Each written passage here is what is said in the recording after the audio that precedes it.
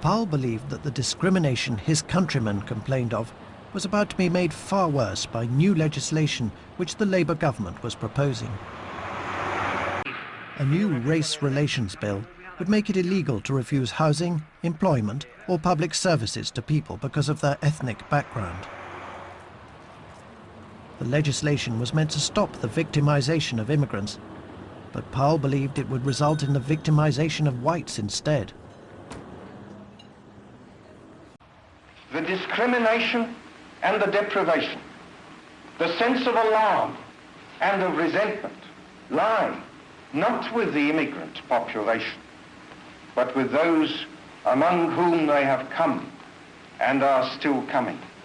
This is why to enact legislation of the kind before Parliament at this moment is to risk throwing a match onto gunpowder. Powell profoundly opposed the race relations bill, but he was out of step with many of his conservative colleagues. Powell believed that the liberal establishment of politicians, journalists and church leaders had deliberately ignored the concerns of ordinary people. There could be no grosser misconception of the realities than is entertained by those who vociferously demand legislation, as they call it, against discrimination. Whether they be leader writers of the same kidney and sometimes on the very same newspapers as those which year after year in the 1930s tried to blind this country to the rising peril which confronted it, or archbishops who live in palaces faring delicately with the bedclothes pulled right up over their heads.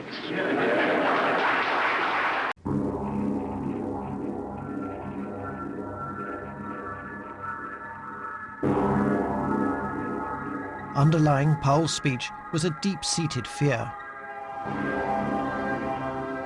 He believed that immigration was fatally weakening the racial, religious and cultural ties that had bound his country together for centuries.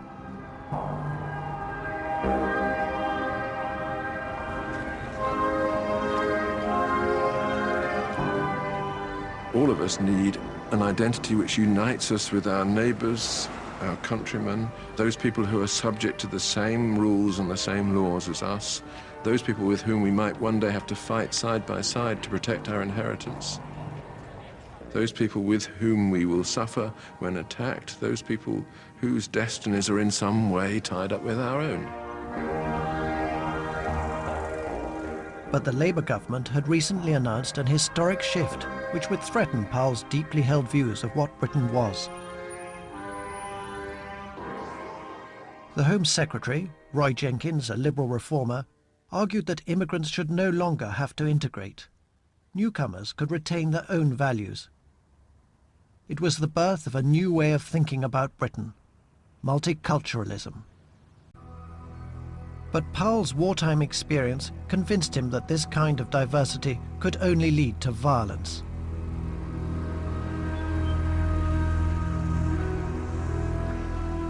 Powell spent 4 years in India.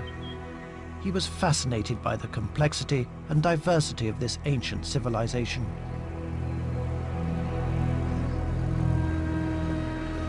But he also deplored the violent divisions, above all between Hindu and Muslim, which undermined it. Powell saw how communal hatred tore India apart after independence. Around 500,000 people died during the creation of Islamic Pakistan. Powell believed Indian-style communalism was now rearing its head in his own Wolverhampton constituency. Back in 1921, the people who ran the transport department here laid down that drivers and conductors should wear the uniform provided, and nothing but the uniform provided. They hadn't thought then of turbans coming into their town, except perhaps when Ali Baba was the Christmas pantomime. In 1968, Sikh bus drivers in Powell's constituency went on strike. They believed rules which banned the wearing of turbans and beards went against their religion. When a protester threatened to set fire to himself, the bus company backed down. Powell believed that religious and racial differences were being entrenched by the threat of violence. Here is their means of showing that the immigrant communities can organize to consolidate their members, to agitate and campaign against their fellow citizens, and to overawe and dominate the rest. Powell had no doubt where mass migration and race relations legislation were leading. Only months before he had visited the United States, race hate seemed to be tearing the country apart.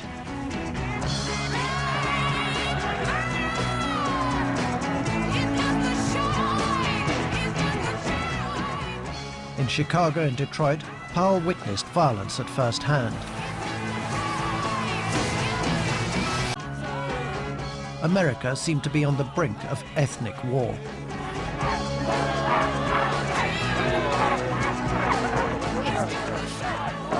He began to feel that in 10-15 years' time, Britain would simply become the carbon copy of the United States, reproducing exactly the same sort of problems that the United States was facing at the time.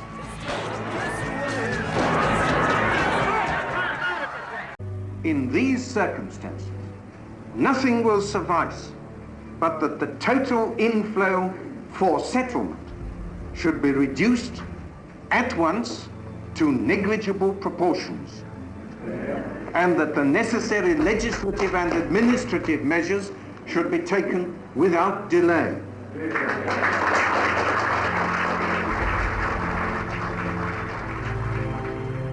Powell ended his speech with a line from the Roman poet Virgil, which summed up his deep sense of anxiety. As I look ahead, I am filled with foreboding. Like the Roman, I seem to see the river Tiber foaming with much blood.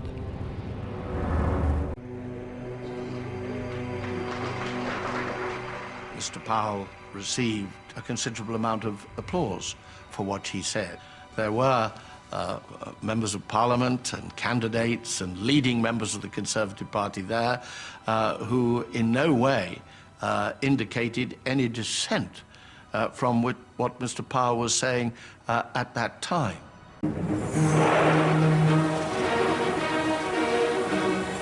Meanwhile, footage of the speech was dispatched south. The bomb that Powell had primed was about to explode. The tape plus the extracts from the speech, which I'd marked up for them, was put on a train to ITN in London.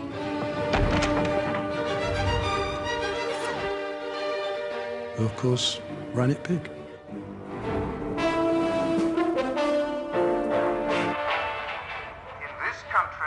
That evening, Powell's shadow cabinet colleagues watched in horror.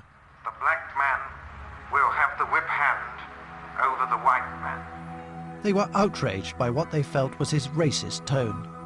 Some threatened resignation if Powell wasn't sacked. Having had no warning of the speech, many felt betrayed. Ted Heath was furious with Enoch Powell for saying something entirely different from what had been agreed. He would have acted even if the other colleagues had not insisted. Their insistence was absolutely in line with his own feeling. I dismissed Mr. Powell from the shadow cabinet because I believed that his speech was inflammatory and liable to damage race relations in this country. Heath had acted quickly. Powell was sacked on Sunday, the 21st of April, just a day after the speech.